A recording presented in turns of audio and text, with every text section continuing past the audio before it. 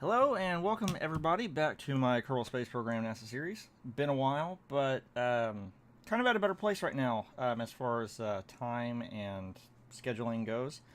Still working for myself, still going to college, but I'm here. I've been playing. I've got my Pepsi, got my recording going, so let's do this thing.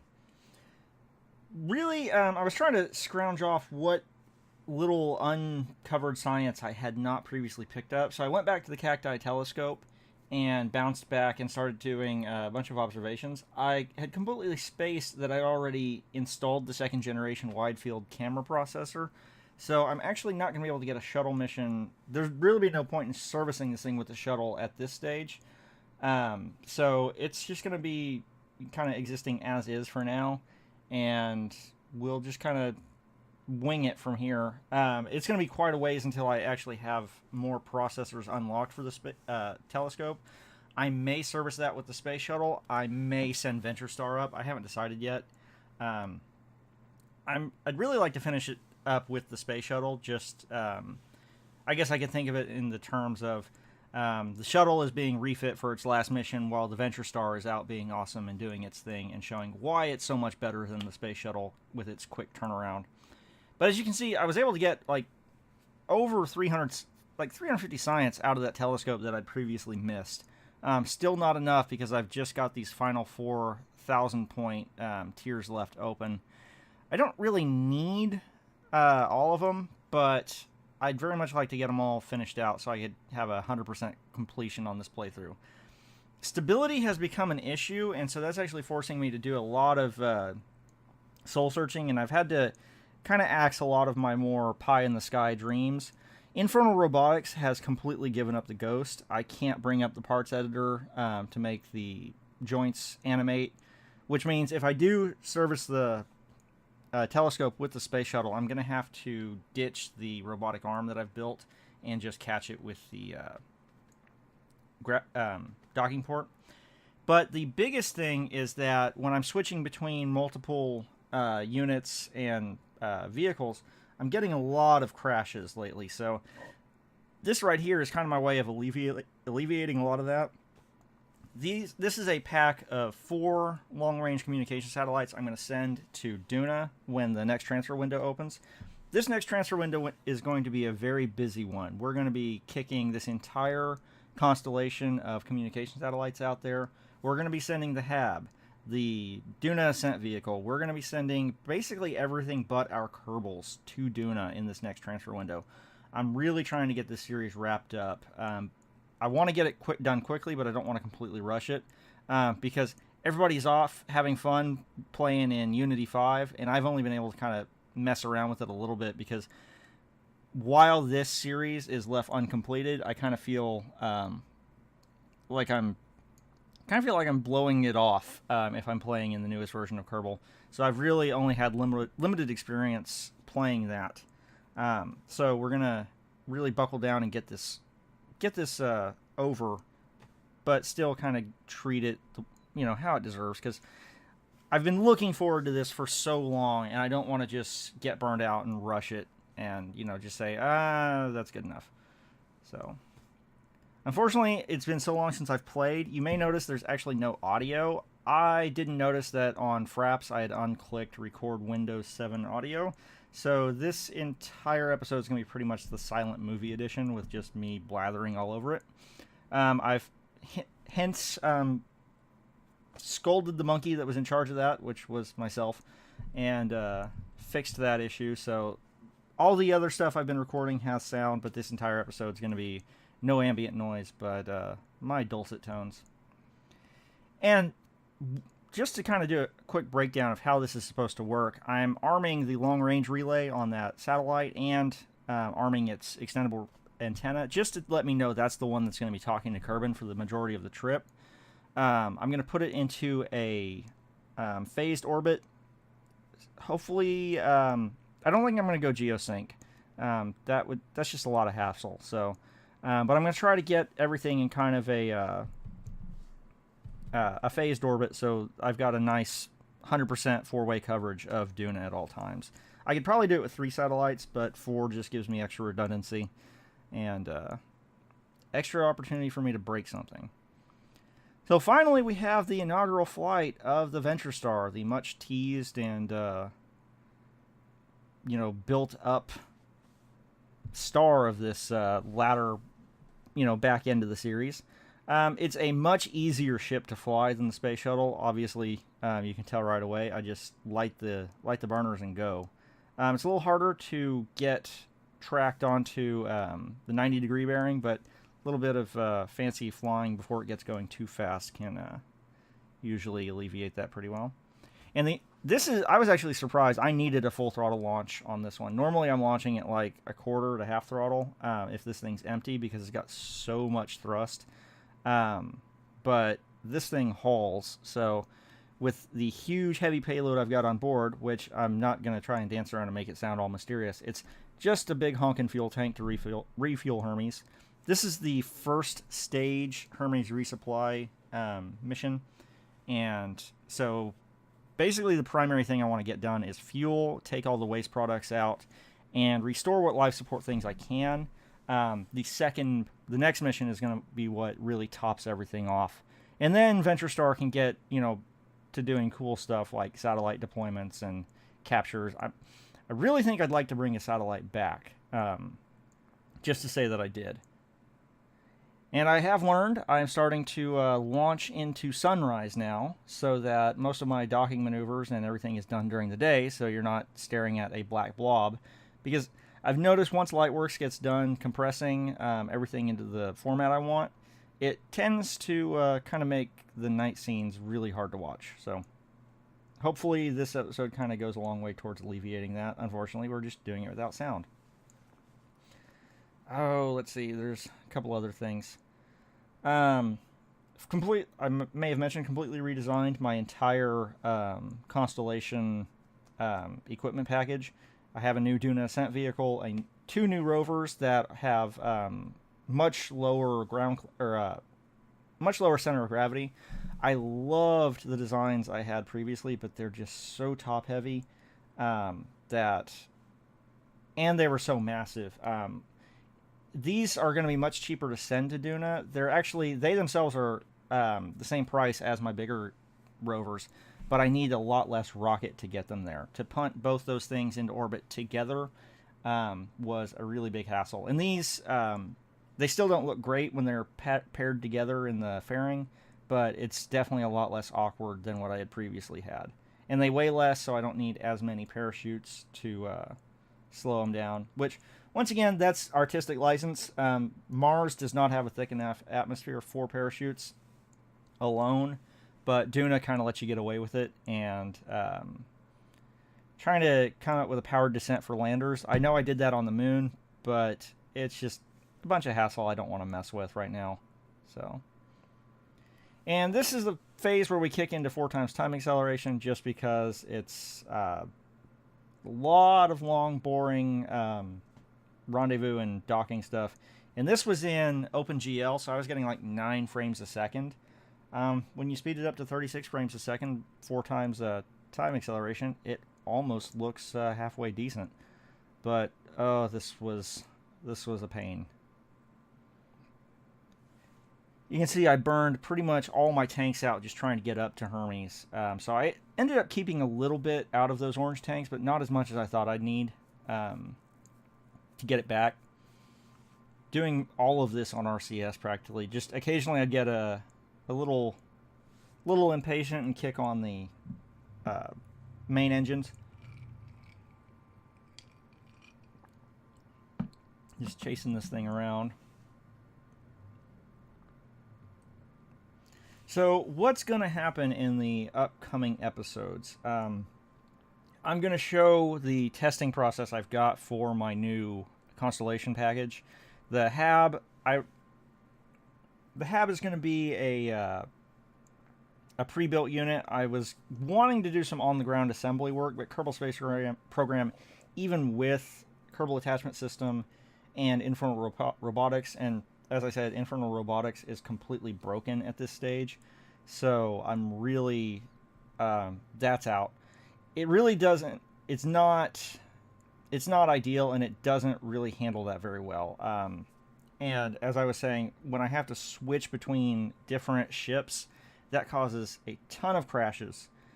So I'm trying to alleviate that as much as possible.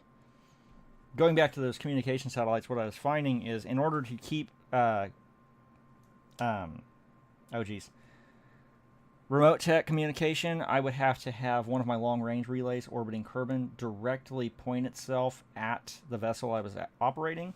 But because so many of my things would separate, and I had different communications packages, and you can't keep those dishes deployed all the way down through the atmosphere. Even Duna has enough atmosphere to rip those off with aerodynamic stresses, that I am just going to put a constellation of satellites that have those omnidirectional antennas in there, and so they will always have communications with Kerbin, and then they'll just kind of spread it around with the omni antennas, which is not how real, I've talked about this before, that's not how real deep space communication works at all.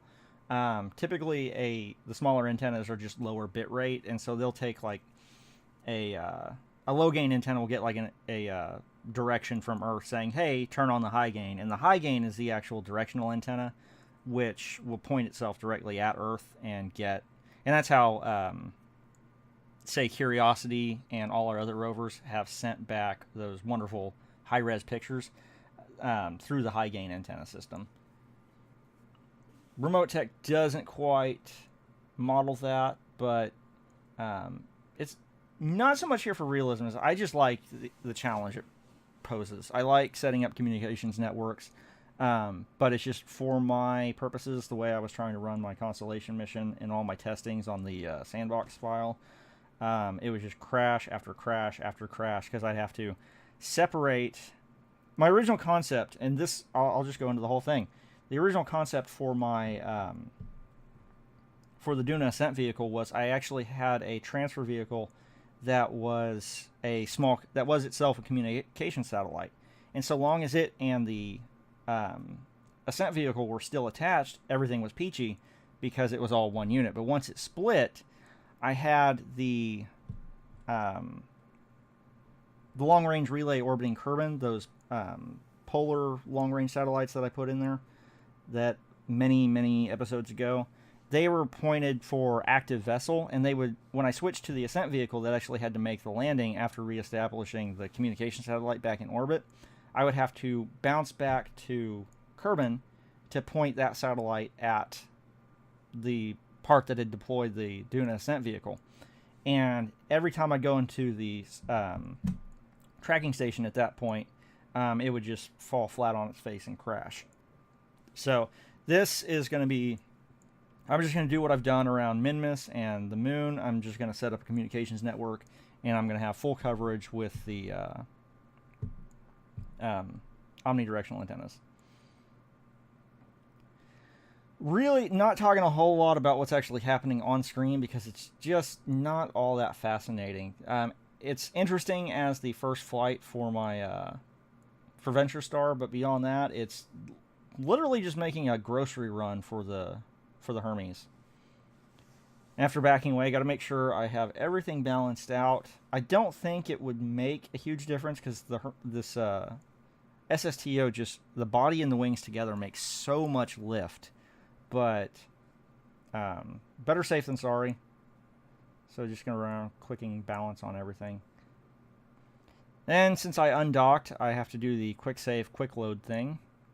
But we're doing that at 4 times time acceleration. And because it crashed when I tried to reload it, we will be rebooting back into DirectX mode. So I got a lot better frame rates on the landing and approach than I did during the docking maneuvers. Running all of the initial setup and burn in at 4 times just because it's really not that interesting, and it's actually more intuitive and informative if you see it at high speed. Because the VentureStar has a much higher lift-to-drag ratio and just has less drag in general than the Space Shuttle, instead of setting my periaps at about 35 kilometers, I'm coming in at 20, which also because I'm coming in from 150 kilometer altitude, I didn't have enough fuel. You can see I've got 92 meters a second left to accomplish a 98 meters per second burn with. So I had to do a lot of this on RCS, or the last 6 meters per second on RCS, which on a heavy ship like this took a while. But tanks are completely burnt out, and this thing is a glider, so it's got no go-around capability anyway. But just with the empty tanks, that means I'm even more committed to the landing here. Just trying to wait for that periaps to go all the way down. Actually, I think I stopped at 25 this time.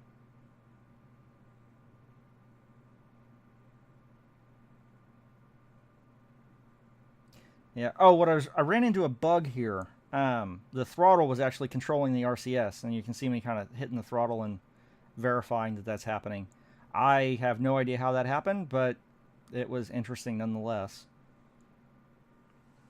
Got the engine shut down, setting up for the re-entry profile, which I tried to set up at 45-degree pitch up angle because this thing needs all the braking force it can get. Once it starts getting in the atmosphere, it's so aerodynamically stable, I can't get enough pitch authority to brake like I can in the shuttle, which that's really, this is a much easier, I've said this before, it's easier to get into orbit, it's easier to get out of orbit, it's easier to land than the space shuttle. This thing actually flies. It glides really well, whereas the space shuttle just kind of comes screaming down out of the sky on fire, trying to hit the ground as quickly as it possibly can. And if it can rip its own wings off in the process trying to do that, so much the better. This thing, it's much more structurally sound. The only problem is, like, if you overshoot the landing, you will be halfway around the planet. Took a quick screenshot, which that will be the screenshot I'll end up using. I have a group shot of my 2 new rover designs, which was originally going to be the thumbnail for this video, but it seems I'm running out of time here, so I'm not going to get enough time to show those things off. That's going to be next episode. I'm really excited. I'm sad that Infernal Robotics broke and so severely compromised my original intent, but at the same time, it's going to be a lot less finicky, and I can just get to enjoying exploring Duna and not, going around and trying to tow the hab around, inflate it, attach the labs, and all that junk that I have spent way too much time practicing and working on.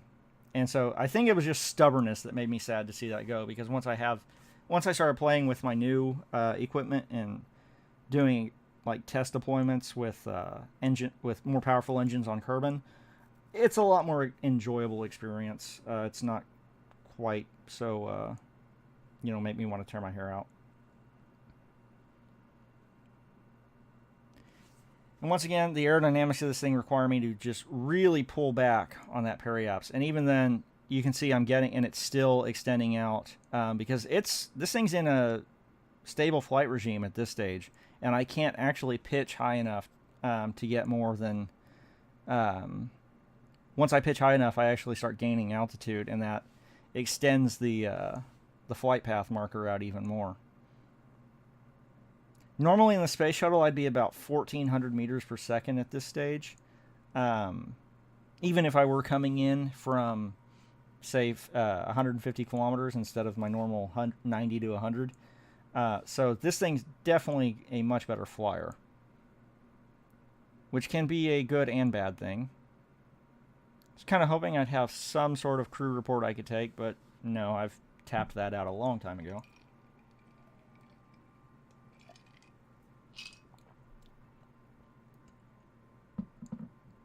And now we're going back to regular speed for this final approach and landing. Just because a lot of stuff happens very quickly, and having it kind of slowed down also gives you an appreciation for just what a better flyer this thing is. Holding that altitude, you can see the SAS is holding at 100% pitch up, and it's not flipping out like my space shuttle would try to. You'll also notice I have not been balancing any monopropellant tanks or any of that stuff. It just flies, which I really appreciate. I have a SR-71 Blackbird simulator for Microsoft Flight Simulator 10, and the only way to maintain Mach flight in a Blackbird is through constant manipulation of your fuel, shifting it from the front. Actually, you don't really shift it, you just select which tank you're going to drain from. And that's where I got the inspiration for how to make my space shuttle stable. but it is so nice to not have to do that. Still, I'm coming in at Mach 4, and I noticed that with my nose up, there's no way I was going to catch that landing. So I did something that would be suicidal in the space shuttle. I dropped the nose about 15 degrees pitched down to kind of bite into the atmosphere a little better. And once again, this thing has an enormous amount of lift from those wings and that wide, flat body. The lifting body effect on this thing is pretty substantial. I mentioned before in my development video for VentureStar, I actually managed almost a couple times to get down without those stub wings and be a true wingless lifting body like the VentureStar was designed to be. But the landing speed was still a bit too high, and I really wanted something that just worked. And that's one of the advantages. With the space shuttle, I was trying to recreate something not just in look, but in flight profile and in handling characteristics. This, I was kind of, I just had kind of vague idea and guidance on what the VentureStar was supposed to be, so I could build pretty much my own imaginary ship.